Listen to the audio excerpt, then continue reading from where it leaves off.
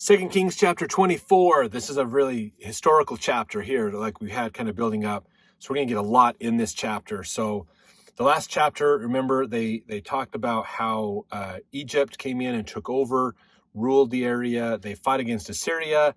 Josiah fought against Egypt and lost. So Egypt came in and took over that area from Assyria. So there was a period of time when Assyria lost their control of the Palestinian area and became a part of Egypt, basically under Pharaoh Necho.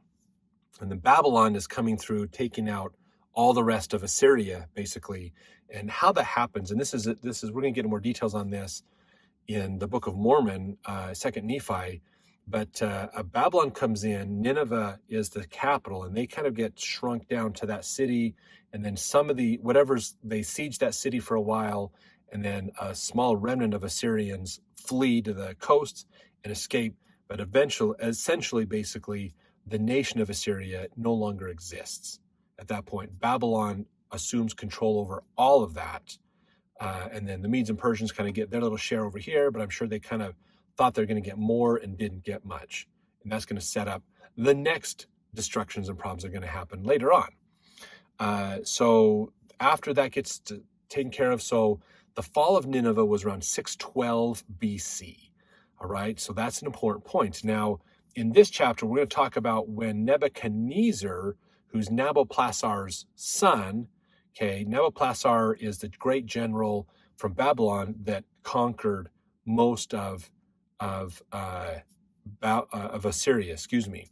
So he did that, and then he became the ruler, basically, and then his son was his general, who's Nebuchadnezzar, basically.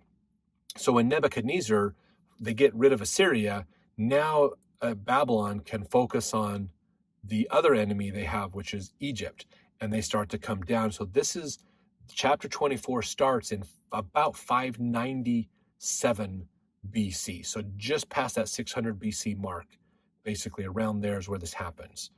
So this is a time. So Nephi in this chapter is probably, it's estimated Nephi is probably around 612 BC when he was born. That's a very rough estimate. But, if you think about it, if he was born around 612 BC, he's going to be about 15 or 16 years old in 597.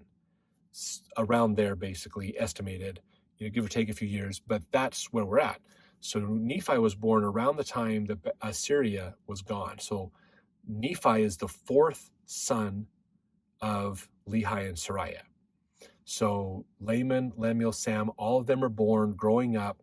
They're going up through this time where major conflicts, their homeland of Jerusalem and that surrounding area has been occupied by multiple invading armies, multiple destructions, multiple things happening. So that's what Lehi and his wife Sarai grew their family with.